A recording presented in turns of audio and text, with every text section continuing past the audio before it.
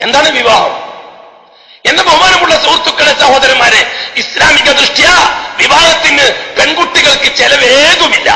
അതുകൊണ്ട് തന്നെ വിവാഹത്തിന്റെ പേരിൽ പെൺകുട്ടികളെ സഹായിച്ചാൽ നാളെ ആഹൃത്തിന് പ്രത്യേകം കൂലി കിട്ടാനുമില്ല. അതുകൊണ്ട് പെൺകുട്ടികളെ വിവാഹത്തിന് വേണ്ടിയുള്ള പരിപാടികൾ അത് രാഷ്ട്രീയക്കാർക്കുള്ള, ആദർശവാദികൾക്ക് പറ്റില്ല. കാരണം പെൺകുട്ടികൾക്ക് സാമ്പത്തിക ആവശ്യം വരുന്നില്ല കല്യാണത്തിന്. ഇസ്ലാമിക ദൃഷ്ട്യാ പെൺകുട്ടിക്ക് കല്യാണത്തിന്റെ ആവശ്യം ചെലവരുന്നില്ല. പൈസന്റെ ആവശ്യം ഉണ്ടെങ്കിൽ കൊടുത്തെങ്കിലേ കൂലി കിട്ടുള്ളൂ. കല്യാണത്തിന്റെ പേര് വെച്ചിട്ട് പെൺകുട്ടിയെ സഹായിക്കുന്ന പ്രശ്നം ഇസ്ലാമിനില്ല. അതേസമയം കെട്ടുന്ന ചെറുക്കന് 4 തരത്തിലുള്ള ചെലവുണ്ട് സാമ്പത്തികമായിട്ട് കല്യാണത്തിന്. നിക്കാഹ് എന്ന ഇബാദത്ത് പൂർത്തിയാക്കാൻ ഒരു ആണിന് 4 തരത്തിലുള്ള ചെലവുണ്ട്. ഒന്നാമത്തെ ചെലവ് പെണ്ണിന് മഹർ കൊടുക്കാൻ ആണ് ബാധ്യസ്ഥന. മഹർ കൊടുക്കാൻ ആണ് ബാധ്യസ്ഥന. ചുരുങ്ങിയത് ഒരു 5 പവനെങ്കിലും വാങ്ങണമെങ്കിൽ 50,000 രൂപ ഈ കാലഘട്ടത്തിന് വേണം. ഇത് പുരുഷന്റെ ചെലവാണ്, കെട്ടുന്ന ആണിന്റെ ചെലവാണ്. 2, അന്നത്തേക്കുള്ള അവന്റെയും അവളെയും വസ്ത്രം വാങ്ങൽ അവന് നിർബന്ധമാണ്. 3, വലീമ എന്ന സൽക്കാരം ആണിന് നിർബന്ധമാണ്, സുന്നത്താണ്. ഇതും പെണ്ണിനില്ല. 4, തുടർന്നങ്ങോട്ട് താമസിക്കുക, തുടർന്നങ്ങോട്ട് ഭക്ഷണം ഈ പെണ്ണിന്റെ ഉത്തരവാദിത്തം ആണിനാണ്. ഈ 4 കാരണത്താൽ നിക്കാഹിലൂടെ ആണിന് സാമ്പത്തിക ബാധ്യതയുണ്ട്. ഒരു ബാധ്യതയും പെണ്ണിനില്ല ഇസ്ലാമിക ദൃഷ്ട്യാ. അതുകൊണ്ട് തന്നെ കല്യാണത്തിന്റെ പേരിൽ പെണ്ണിനെ സഹായിച്ചു എന്ന് വെച്ചിട്ട് പ്രത്യേക കൂലി കിട്ടാനില്ല.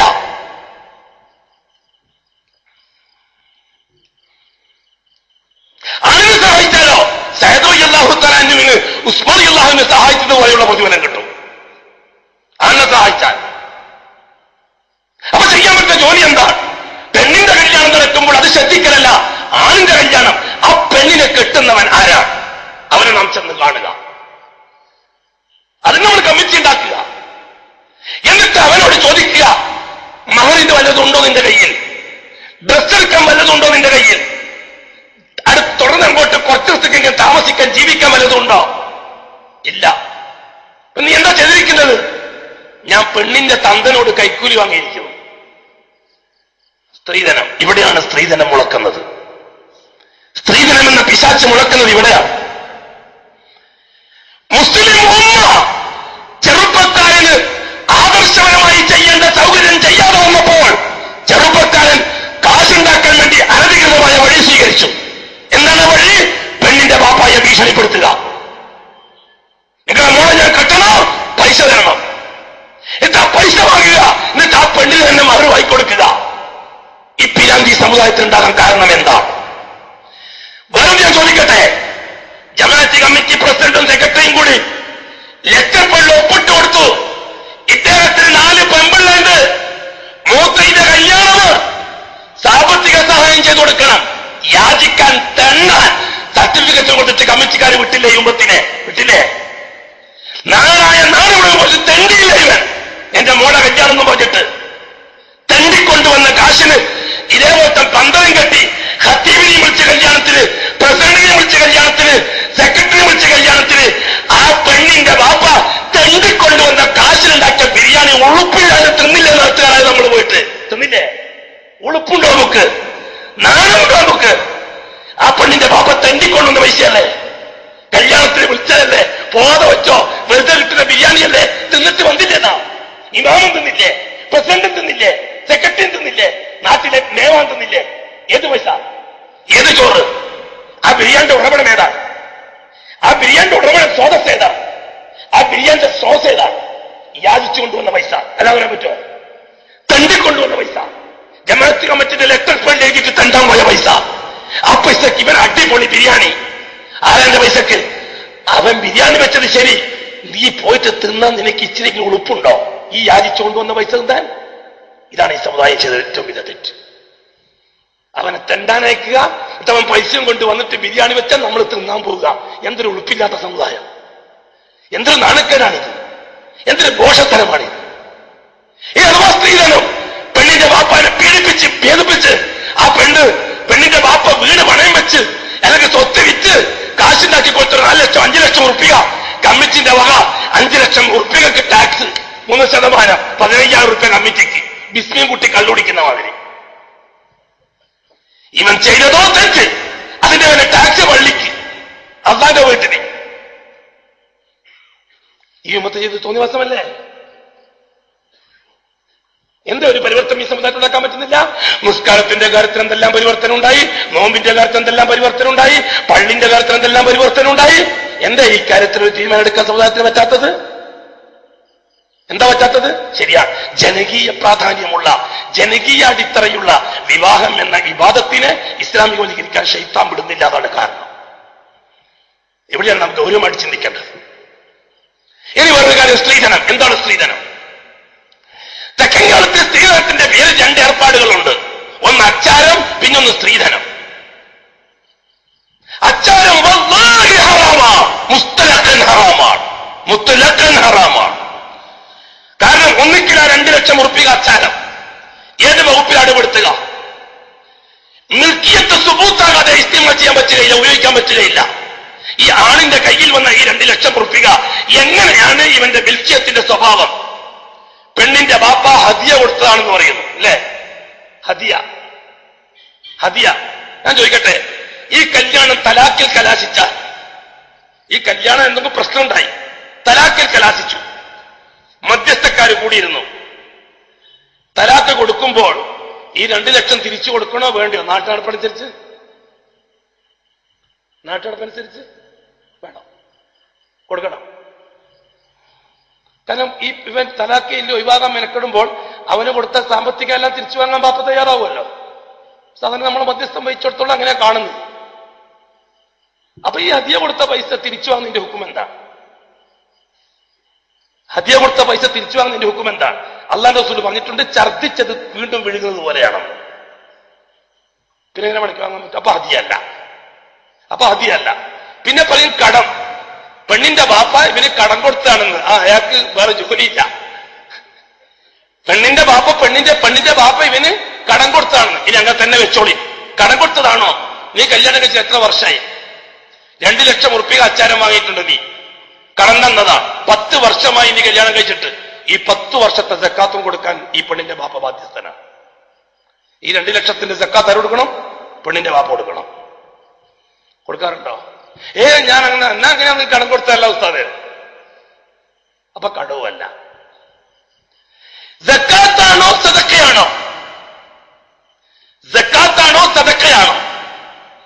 സക്കാത്തും സദക്കയുമാണെങ്കിൽ ഈ പെണ്ണിന്റെ ഈ ചെറുക്കൻ സക്കാത്തിന് അർഹതപ്പെട്ട 8 കൂട്ടത്തിൽ ആരെങ്കിലും ഒരാളാണ്. പെണ്ണിന്റെ ബാപ്പ സമ്മതിക്കുകയാണ്, സക്കാത്തുമാലി, എനിക്ക് നിർബന്ധമായ സക്കാത്ത് 2 ലക്ഷം ഉറുപ്പിക നിനക്ക് സക്കാത്തിന്റെ വക. ഓക്കെ, ആ 2 ലക്ഷം എനിക്ക് ഉപയോഗിക്കാം. അങ്ങനെയാണോ? നാട്ടിടപ്പ് അങ്ങനെയാണോ?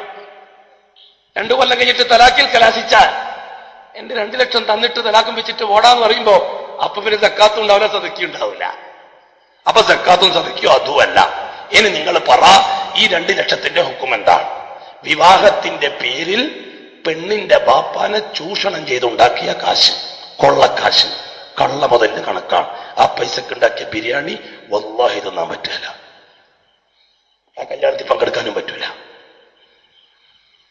കല്യാണം കഴിക്കുന്ന പെണ്ണിന്റെ വീട്ടിൽ ചെന്ന് അല്ലെങ്കിൽ ഓഡിറ്റോറിയത്തില് വല്ല ഒഴുപ്പുള്ള സുഹൃത്ത്, വിവാഹത്തിന്റെ പേരിൽ പെണ്ണിന്റെ ബാപ്പാനെ ചൂഷണം ചെയ്തുണ്ടാക്കിയ കാശ്, കൊള്ളക്കാശ്, കള്ള മുതലിന് കണക്കാണ്. ആ പൈസക്ക് ഉണ്ടാക്കിയ ബിരിയാണി വല്ലാഹി തിന്നാൻ പറ്റില്ല, ആ കല്യാണത്തിൽ പങ്കെടുക്കാനും പറ്റൂല. കല്യാണം കഴിക്കുന്ന പെണ്ണിന്റെ വീട്ടിൽ ചെന്ന് അല്ലെങ്കിൽ ഓഡിറ്റോറിയത്തില് വല്ല ഒഴുപ്പുള്ള സുഹൃത്തുക്കളെ ഉമ്മത്തിന്, ഓഡിറ്റോറിയത്തിൽ പെണ്ണിന്റെ വാപ്പ 5000 ചോറുണ്ടാക്കി വെച്ചിരിക്കുക. ആർക്കെന്നറിയോ? ആണിന്റെ ഒന്നിച്ചു വരുന്ന മൂതിയ കേക്ക്. അതിലാര് കാണും? മുസ്ലിം കാണും, മുശ്രിക്ക് കാണും, മുൽഹിദ് കാണും, ഫാസിസ്റ്റും കാണും, സയനിസ്റ്റും കാണും, സിയോണിസ്റ്റ്, എല്ലാ ചെകുത്താനും മണ്ഡലിയും കാണും. ഇവനിക്കെല്ലാം ചോറ് കൊടുക്കാൻ വിധിക്കപ്പെട്ടവൻ ആര്? പെണ്ണിന്റെ വാപ്പ അല്ലേ? സമ്പ്രദായം. ഇവൻ 5000 ആളെ കൂട്ടിക്കൊണ്ടാണ് ചോറ് കൊടുക്കാൻ വിധിക്കപ്പെട്ട പെണ്ണിന്റെ വാപ്പയല്ലേ? അല്ലെങ്കിൽ ആ പെണ്ണിന്റെ വാപ്പയ്ക്ക് രക്ഷ കിട്ടോ? ഈ ചെറുപ്പക്കാരെല്ലാം കൂടി ആ ഓടിച്ചോളത്തെ അടിക്കൂല അവിടെ? എന്താണ് ഈ ചോറിന്റെ ഹുക്കുമ്? ശരിയാ, ഈ ചോറിന് ഒരു പിടി വാരി ലാബിൽ കൊണ്ടുപോയി ടെസ്റ്റ് ചെയ്താൽ പെണ്ണിന്റെ ബാപ്പാന്റെ രക്തത്തിന്റെ ഗ്രൂപ്പ് മനസ്സിലാക്കാൻ പറ്റും. അത്ര മലീമസമാണ് ഈ ചോറ്. സ്ത്രീധനം വാങ്ങിയ ചോറ്, അച്ചാര പൈസക്ക് ഉണ്ടാക്കിയ ചോറ്. ഈ ഉമ്മത്ത് രക്ഷപ്പെടാൻ പോകുന്നില്ല. ഈ ഉമ്മത്ത് രക്ഷപ്പെടാൻ പോകുന്നില്ല. അതാണ് ഈ ഉമ്മത്തെ ഇത് ഏറ്റവും വലിയ ദ്രോഹം. ജനകീയവൽക്കരിക്കപ്പെട്ട ഇബാദത്തായ വിവാഹത്തെ ജൂതവൽക്കരിച്ചു കാശിനു വേണ്ടി. പണമുള്ളവൻ ആർഭാടം കാണിക്കാൻ, പണമില്ലാത്തവൻ പണം സമ്പാദിക്കാൻ. രണ്ടാവശ്യങ്ങൾക്കാണ് ഇപ്പോൾ നിക്കാഹ് ഉപയോഗിക്കുന്നത്. പണമില്ലാത്തവൻ പണം ഉണ്ടാക്കാൻ, പണമുള്ളവൻ ധൂർത്തടിക്കാൻ. ഇത് മാറണം. ഇത് മാറണം. ബന്ധുക്കളെ വിളിക്കാനുള്ള പരിപാടി വിവാഹത്തിലില്ല. റസൂലുള്ളാഹി സ്വല്ലല്ലാഹു അലൈഹി വസല്ലം ബന്ധുക്കൾ ഇല്ലാഞ്ഞിട്ടല്ല, കുടുംബക്കാരില്ലാഞ്ഞിട്ടല്ല. എന്നിട്ട് കുറെ ആളെയും കൂട്ടി പന്തലും വെച്ച് മൈക്കും വെച്ചിട്ട് അറിയപ്പെട്ട മുസ്ലിയാരുടെ പ്രസംഗം, ഈ ഭൂഷന്റെ കല്യാണത്തിന്റെ പരസ്യം, മുസ്ലിയാരുടെ പ്രസംഗം, മുസ്ലിയാക്ക് കൈമടക്കും. നല്ല വിവാഹമായിരുന്നു, ഉഗ്ര അടിപൊളി പ്രസംഗമായിരുന്നു, എല്ലാം അടിപൊളിയായിരുന്നു. അവസാനം അഷ്റഫുൽ ഖൽഖിന്റെ മുഖം മാത്രം വാടി തളർന്നു പോയിരിക്കുന്നു. അത് കുഴപ്പമില്ല, നിബിധങ്ങളല്ലേ, ബുഷല്ലല്ലോ. നിബിധങ്ങൾ റഊഫും റഹീമും അല്ലേ. ബുഷ് വിചാരിച്ചാലേ കോണ്ടനോമിലെത്തിക്കുള്ളൂ. ബുഷ് വിചാരിച്ചാലേ കോണ്ടനോമിലെത്തുള്ളൂ. അഷ്റഫുൽ ഖൽഖ് റഊഫും റഹീമും അല്ലേ. എന്ത് കളി കളിച്ചാലും കുഴപ്പമില്ല. ഈ ഉമ്മത്ത് നല്ല വില കൊടുക്കേണ്ടി വരും പുതിയ നൂറ്റാണ്ടിൽ. എന്റെ ശബ്ദം കേൾക്കുന്ന പെണ്ണുങ്ങളോട്, പെൺകുട്ടികളോട് ഞാൻ അടിവരയിട്ടുകൊണ്ട് പറയട്ടെ, ഈ പുതിയ നൂറ്റാണ്ടിന്റെ ശൈശവദശ, ബാല്യദശ ഈ ഉമ്മത്ത് നല്ല കനത്ത വില കൊടുക്കേണ്ടി വരും. ഒരുപാട് വിയർപ്പൊടുക്കേണ്ടി വരും. എന്തിനെന്നറിയോ? പുതിയ നൂറ്റാണ്ട് ഇസ്ലാമിൻ്റെതാണ്. പുതിയ നൂറ്റാണ്ട് ഇസ്ലാമിൻ്റെതാണ്. വല്ലാഹി തമ്പുരാനെ തന്നെയാണ് സത്യം. ഒരിക്കലും സോഷ്യലിസമിന് തിരിച്ചു വരില്ല. അതെ, അമേരിക്കൻ സാമ്രാജ്യത്വ അധിനിവേശ ശക്തികളുടെ കയ്യിൽ നിന്ന് ക്യാപിറ്റലിസത്തെ ഉടമസ്ഥനായ റബ്ബ് എടുത്തു മാറ്റാൻ സമയമെടുത്തിരിക്കുകയാണ്. അങ്ങനെ ക്യാപിറ്റലിസവും അകാല ചർമ്മം പ്രാപിച്ചാൽ സോഷ്യലിസവും ലോകത്തുണ്ടാവില്ല, ക്യാപിറ്റലിസവും ലോകത്തുണ്ടാവുകയില്ല. ആ സമയത്ത് ലോകത്തുള്ള ബുദ്ധിജീവികൾ ഒരുമിച്ച് കൂടിയിരിക്കും വട്ടമേശ സമ്മേളനം. ഭൂലോകത്തുള്ള 700,000 കോടി ജനങ്ങളെ നയിക്കാൻ ഇനി എന്താണ് വഴി? ഇസ്ലാം, ഇസ്ലാം. അല്ലാഹു അക്ബർ, അല്ലാഹു അക്ബർ വലില്ലാഹിൽ ഹംദ്. അതാണ് പുതിയ നൂറ്റാണ്ടിന്റെ ചരിത്രം. പുതിയ നൂറ്റാണ്ടിന്റെ ദിശ അതാണ്. പുതിയ നൂറ്റാണ്ടിന്റെ പോക്ക് അങ്ങോട്ടാണ്. വല്ലാഹി അങ്ങോട്ടാണ്. ബദഅ അൽ ഇസ്ലാമു ഗരീബാ ഫസയഊദു കമാ ബദഅ ഗരീബാ ഫതൂബാ ലിൽ ഖുറബാ, ഫതൂബാ ലിൽ ഖുറബാ. ആ വാക്കിനാണ് അടിവര, ആ വാക്കിനാണ് അടിവര. ഫതൂബാ ലിൽ ഖുറബാ. ആരോരുമില്ലാത്തവർക്ക് ആശംസകൾ. അല്ലാഹുവിന്റെ റസൂൽ പറഞ്ഞു, ബദഅ അൽ ഇസ്ലാമു ഗരീബാ. പരിശുദ്ധമായ ദീൻ ഇസ്ലാം ആരും തിരിഞ്ഞു നോക്കാൻ ആളില്ലാത്ത ചുറ്റുപാടിലാണ് തുടങ്ങിയത്. ഫസയഊദു കമാ ബദഅ ഗരീബാ. ആരും തിരിഞ്ഞു നോക്കാൻ ആളില്ലാത്തൊരവസ്ഥയിലേക്ക് മടങ്ങും. ഫതൂബാ ലിൽ ഖുറബാ. ആ സമയത്ത് ഒരു കൂട്ടം പാവങ്ങൾ ഈ ദീനുൽ ഇസ്ലാമിനെ ഏറ്റെടുക്കും. അവർക്ക് ആശംസകൾ എന്ന് പറഞ്ഞ റസൂലുള്ളാഹി. തൂബാലഹും തൂബാലഹും തൂബാലഹും. ഈ ആശംസയുടെ കാലം വരാൻ പോവുകയാണ്. അൽഹംദുലില്ലാഹ്, സുമ്മ അൽഹംദുലില്ലാഹ്, സുമ്മ അൽഹംദുലില്ലാഹ്. തിരുവനന്തപുരം വരെയുള്ള രാജ്യങ്ങളിൽ, മെട്രോപൊളിറ്റൻ സിറ്റികളിൽ 980-90 കാലഘട്ടങ്ങളിൽ രാഷ്ട്രീയത്തിന്റെ തടവറയിൽ നിന്ന് കൂച്ചുവിലെന്ന് പൊട്ടിച്ചു പുറത്തിറങ്ങിയ മുസ്ലിം യുവത ആദർശത്തിന്റെയും അനുഷ്ഠാനത്തിന്റെയും രാജപാതയിലേക്ക് ചേക്കേറുകയും പള്ളിന്റെ മിമ്പറിലും മെഹ്റാബിലും അഭയം തേടുകയും ആദർശത്തിന്റെ കൈത്തിരിയുമായിട്ട് അവർ അള്ളാഹുവിന്റെ പാശത്തിലേക്ക് തിരിച്ചു വന്നപ്പോൾ ദീനുൽ ഇസ്ലാമിന്റെ തിരിച്ചുവരവ് വിവാഹത്തിനും നാം കണ്ടു തുടങ്ങിയിട്ടുണ്ട്, നിക്കാഹിലും നാം കണ്ടു തുടങ്ങിയിട്ടുണ്ട്. നേരത്തെ പറഞ്ഞ നെഗറ്റീവിലെ 100% ആരും വിശ്വസിക്കേണ്ട. പോസിറ്റീവിലേക്ക് സമുദായം തിരിച്ചു വരുന്നുണ്ട്. പോസിറ്റീവ് ലൈനിലേക്ക് സമുദായം തിരിച്ചു വരുന്നുണ്ട്. അടുത്ത കാലത്തായി തിരുവനന്തപുരം അങ്ങാടിയിൽ വെച്ച് ഒട്ടനവധി നിക്കാഹുകൾ നടന്നു. അല്ലാഹുവിന്റെ റസൂൽ സല്ലല്ലാഹു അലൈഹി വസല്ലമ തങ്ങളെ തൃപ്തിപ്പെടുത്തത്തക്ക വിധത്തിൽ. അതെ, ഈ സമുദായത്തിലെ ഓട്ടോറിക്ഷ ഓടിക്കുന്നവനും ഈ സമുദായത്തിലെ ഉന്തുവണ്ടി വലിക്കുന്നവനും പിൻപറ്റാൻ ആളുണ്ടാവണം. ഭൂഷന്മാരായ കുറെ പണക്കാരൻ ലക്ഷങ്ങളും കോടികളും മുടക്കിയിട്ട് മോളെ കല്യാണം നടത്തുമ്പോൾ ഒരുപക്ഷെ ഉന്തുവണ്ടി വലിക്കാൻ ചിന്തിക്കും, എന്റെ മോളെ കല്യാണം നടത്താൻ എനിക്കൊന്നും വഴിയില്ലല്ലോ, കുഴപ്പമില്ല, എന്റെ പള്ളിയിൽ ഉസ്താദ് നടത്തുന്ന പോലെ എനിക്ക് നടത്തിയാൽ മതി, ഉസ്താദ് എന്റെ ഭാഗത്തായിരിക്കുമെന്ന് ഈ പാവട്ടം ചിന്തിച്ചങ്ങനെയാണ്. കാരണം പള്ളിയിൽ ഉസ്താദ് എന്റെ അഷ്റഫുൽ ഖൽഖിന്റെ അനന്തരാവകാശിയാ. എന്റെ ഹബീബ് ചെയ്ത പോലെ എന്റെ പള്ളിയിൽ ഉസ്താദ് ചെയ്യും, അതുപോലെ എനിക്ക് ചെയ്യാം എന്ന് എന്റെ മോളോട് എനിക്ക് അങ്ങനെ പറയാം. ആ ഭൂഷൻ മുതലാളിനെ നോക്കണ്ട മോളെ, പള്ളിയിൽ ഉസ്താദ് നമുക്ക് നോക്കിയാൽ മതി. പള്ളിയിൽ ഉസ്താദും ഭൂഷനായാൽ പിന്നെ ഈ സമുദായത്തിലെ അടിത്തട്ടിലുള്ളവൻ ഇനി എങ്ങോട്ട് പോകും? എങ്ങോട്ട് പോകും? എങ്ങോട്ട് പോകും? ഒരിടത്തേക്ക് പോകാൻ പറ്റില്ല. ദീനിന്റെ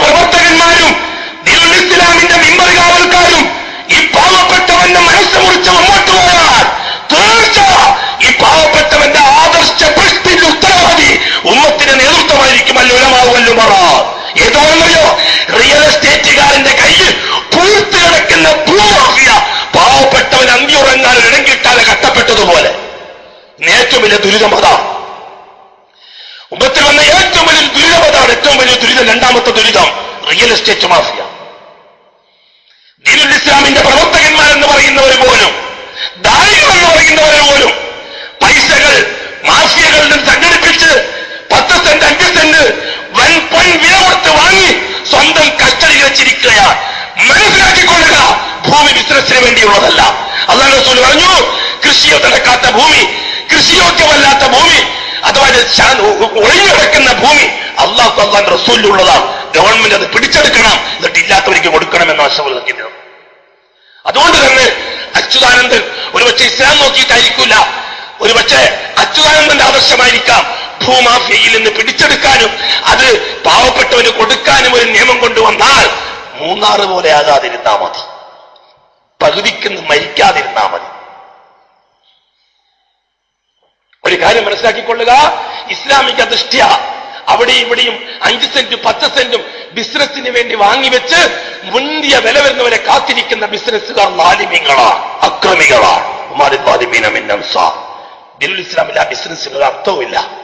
മാത്രമല്ല, ആ ഭൂമിക്ക് മുഴുവനും സക്കാത്ത് കൊടുക്കാൻ ആ ബിസിനസ്സുകാർ ബാധ്യസ്ഥരുമാണ്.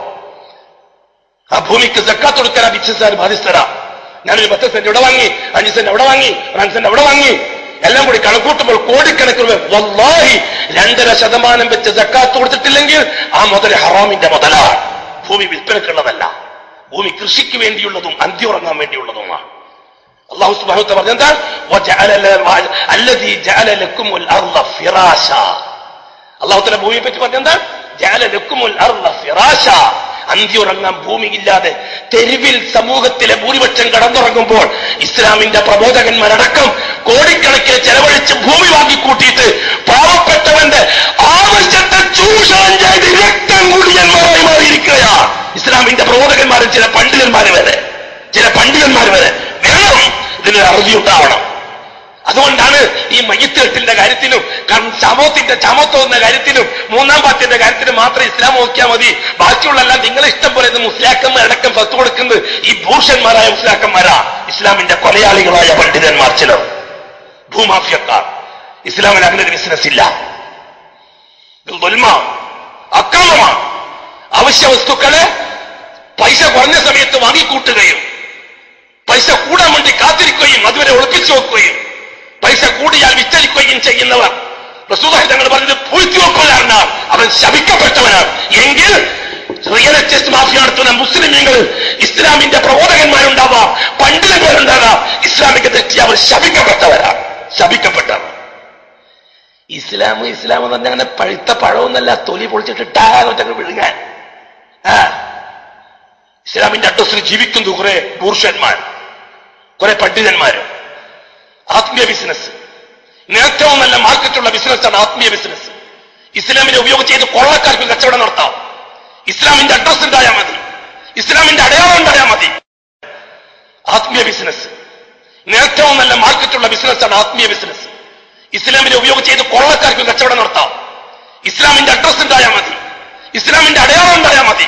എല്ലാ മേഖലകളിലും ഇസ്ലാമിന്റെ അഡ്രസ് വ്യാപകമായിരിക്കുകയാണ്, നാശത്തിന്റെ വിത്ത് കുത്തിയിരിക്കുകയാണ്.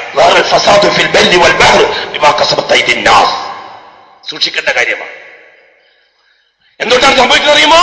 തടിയറിയാതെ മേലനങ്ങാതെ കാശുണ്ടാക്കുക എന്നുള്ള ജൂത പോളിസിയാണ്. ജൂത പോളിസി റിയൽ എസ്റ്റേറ്റ് മാഫിയ അതാണ്.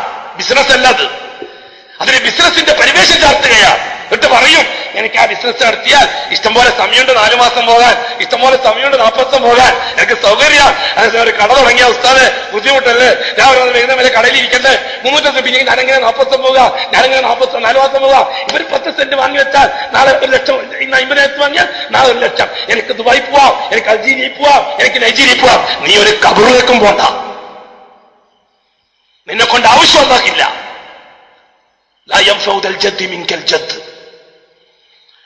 മനസ്സിലാക്കുക. പറഞ്ഞു വന്ന വിഷയം എന്താണെന്നറിയുമോ? അല്ലാഹു സുബ്ഹാനഹു വ തആല ഹസ്രത്ത് ആദം അലൈഹിസ്സലാത്തു വസ്സലാമിനെയും ഹവ്വാ ബീവിയെയും ഈ ഭൂമിയിൽ താമസിപ്പിക്കാൻ ആക്കിയപ്പോൾ ആദ്യമായി പഠിപ്പിച്ച ആദർശം വിവാഹത്തിൽ അധിഷ്ഠിതമാണെന്ന് പറഞ്ഞപ്പോഴാണ് ഞാൻ ആ വഴിയിലേക്ക് നീങ്ങേണ്ടി വന്നത്. അപ്പൊ സമയം മുഴുവൻ അങ്ങനെ തന്നെയായി. ഏതാണ്ടൊക്കെ തളരുകയും ചെയ്തു. ഇനിയിപ്പം ബാക്കി പറയണമെങ്കിൽ പിന്നൊരു വേള സംഘടിപ്പിക്കണം.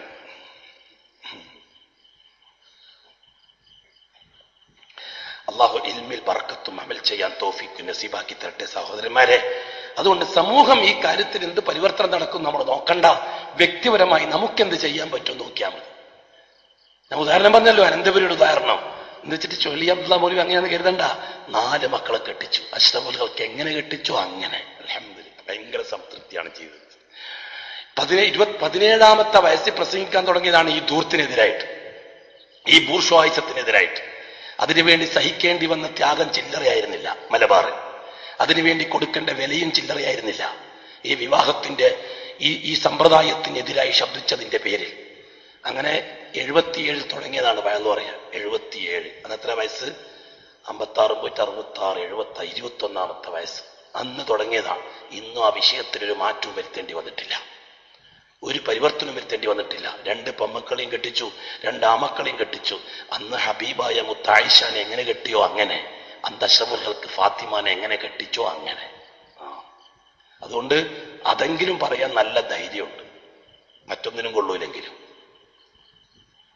അള്ളാഹു മനസ്സിലാക്കാൻ തൗഫീഖ്. അതുകൊണ്ടാണ് ഒരു സംഘടന, NDF എന്ന സംഘടന ഒരു വിവാഹത്തിന്റെ ധൂർത്തിനെതിരായിട്ട് ഒരു ജാഥ സംഘടിപ്പിച്ചു. കാസർഗോഡ് തൊട്ട് തിരുവനന്തപുരം വരെ. ഏതാണ്ട് 10, 30, 40 കൊല്ലം മുമ്പേ മനസ്സിൽ സൂക്ഷിച്ച ഒരു ആദർശത്തിന്റെ വാഹകരാണെന്ന് കണ്ടപ്പോൾ എനിക്ക് സന്തോഷം തോന്നി. അതുകൊണ്ടാണ് തിരുവനന്തപുരത്ത് അവരെ പരിപാടിയിൽ അങ്ങോളം കൂടെ പങ്കെടുത്തത്. സന്തോഷം തോന്നിയൊരു പ്രോഗ്രാമായത്. വേണം വിവാഹ കമ്പോളത്തിൽ ഒരു പരിവർത്തനം, ആദർശവൽക്കരണം. ഇല്ലേ ഈ ഉമ്മത്തിലെ നിസ്കാരം കൊണ്ട്, നോമ്പ് കൊണ്ട്, ഹജ്ജ് കൊണ്ട് ഒന്നും നേടാൻ പറ്റൂല.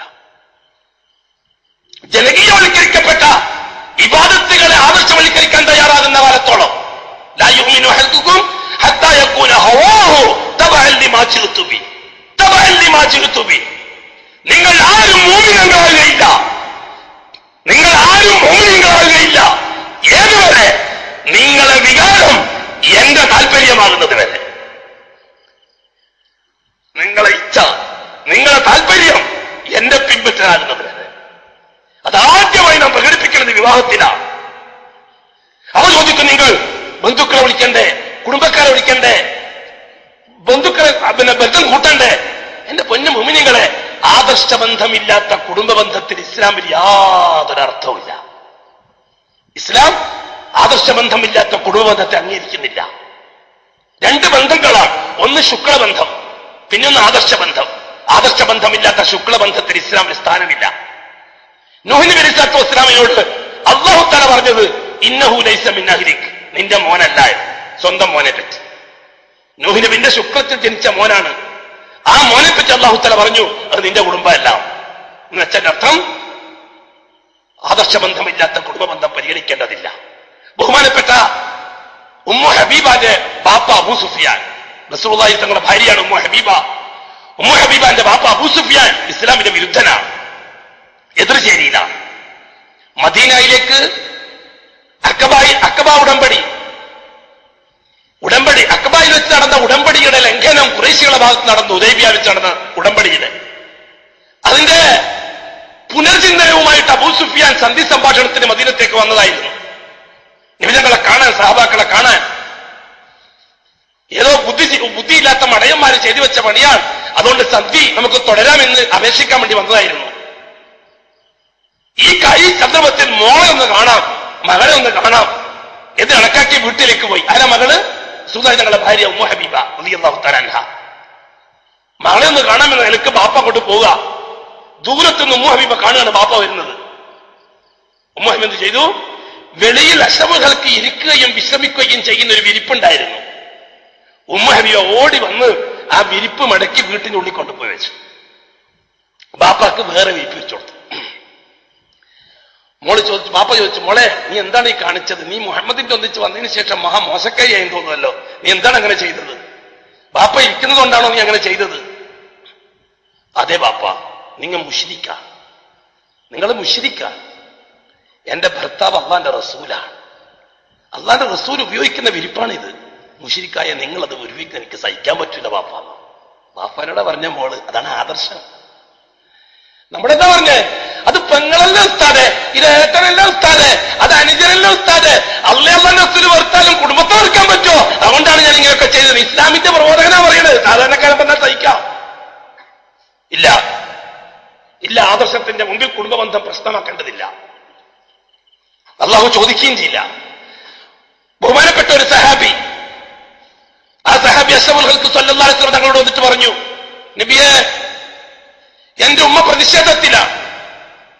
എന്റെ ഉമ്മ വെയിലത്തിറങ്ങി എന്നിട്ട് പറയുക, എന്റെ മോൻ തിരിച്ചു കൊണ്ടുവരാൻ ഞാൻ വെള്ളം കുടിക്കൂല, ഈ വെയിലത്ത് നിന്ന് ഇറങ്ങുകയും ചെയ്യില്ല, ഞാൻ രാത്രി ഉറങ്ങുകയും ചെയ്യില്ല, 3 ദിവസത്തേക്ക് ഞാൻ പട്ടിണി കിടക്കും.